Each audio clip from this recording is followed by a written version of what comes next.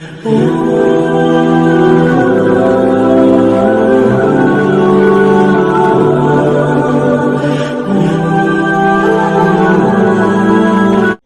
मुहद्दिस इब्न जौजी ने लिखा है कि हजरत हबीब अजमी एक बुजुर्ग थे, उनके पास एक शख्स अक्सर आता था, बड़ा मालदार था, एक ही बेटी थी, वो भी टांगों से माजूर थी।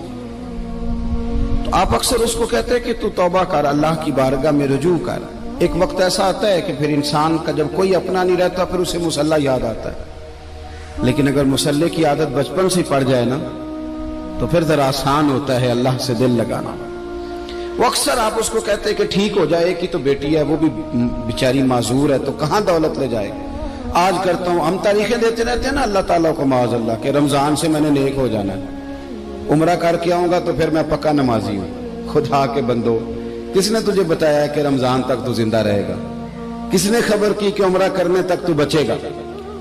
हजरत हबीब अजमी उसको कहते तो कहता बड़ी जल्दी ठीक हो जाऊंगा। एक दिन सवेरे सवेरे तौबा करने आ गया। आपने फरमाया क्या हुआ? तो कहने लगा हजरत जी कल एक 15 साल का नौजवान मिला है और मुझे तौबा करा गया। मजा ही इस उम्र में अल्लाह अल्लाह करने का। नबी करीम से मोहब्बत भी करनी हो तो यही उम्र है। इश्क लगा सी खेडा खेड दी नूं ते फिर मैनू खेडा भुल गईयां। कज्जल पाया सी मैं यार दे वेखणे नूं, फिर ओदी याद विच रोंदियां ही डुल गईयां। हैदर शाह इस गली कदे ना रुलदी, पर हुण ते रुलदी रुलदी रुल गईयां।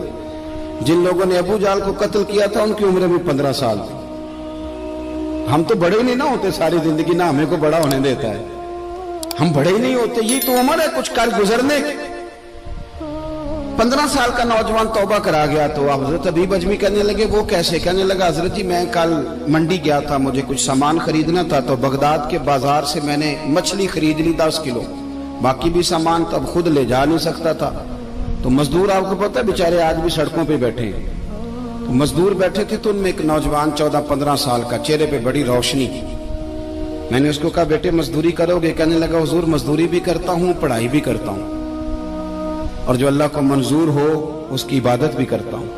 मैंने उसे कहा कि ये मेरा सामान है फलां जगह पहुंचाना है, क्या लोगे? कहने लगा 3 दिनार मजदूरी।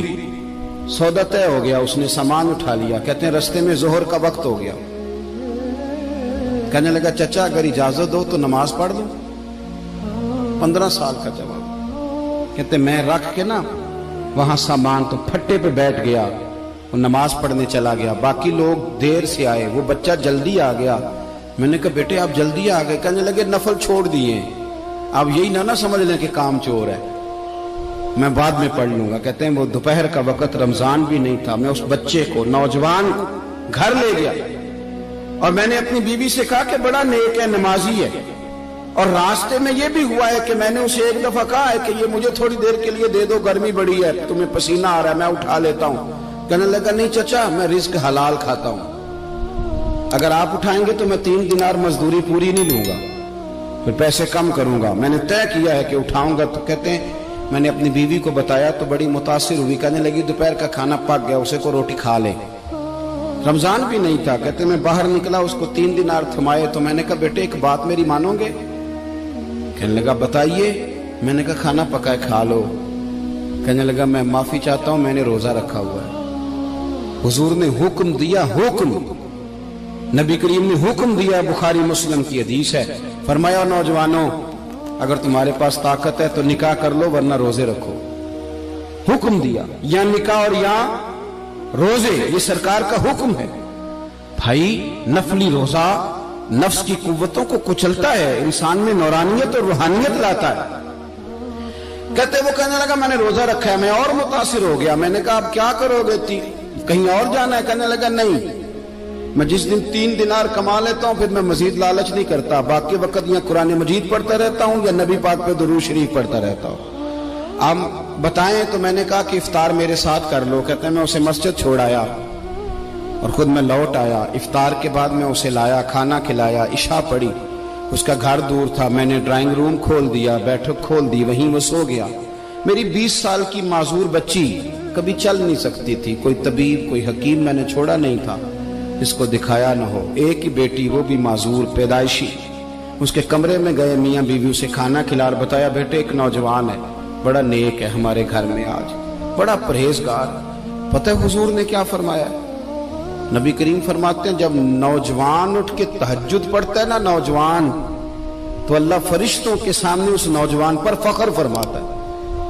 अल्लाह फख्र करता है कि उमर देखो देखो ये मेरी बारगाह। अल्लाह फख्र करता है, अल्लाह यानी खुदा खुद मेरे मजलिस बूद अल्लाह फख्र करता है। आप सोचे,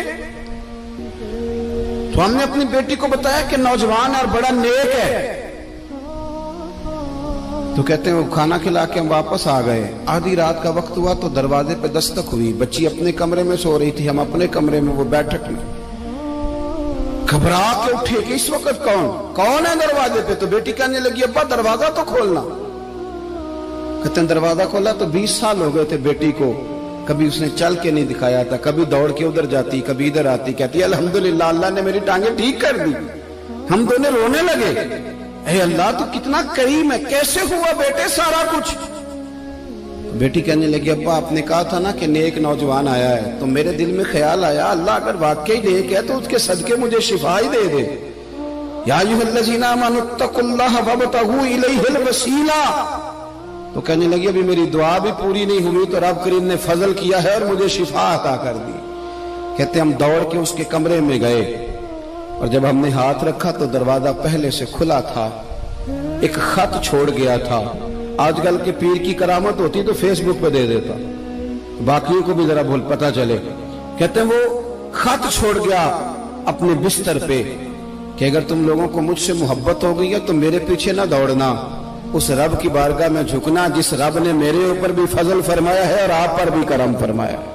मेरे नौजवान दोस्तों, ये जो बचपना हमें लोग कहते हैं ना अभी बच्चे हो, अभी जब आप बालिग हो गए तो नमाज फर्ज हो गई, सच बोलना जरूरी हो गया, रिस्क हलाल खाना जरूरी हो गया, शरीयत सारी की सारी लागू हो। एक तो दरगुजर से काम नहीं, दूसरा अपनी जिंदगी के अंदर ख्वाहिशात को छोड़ें। सादा खाना तो वैसे इंसान को तंदुरुस्त रखता है।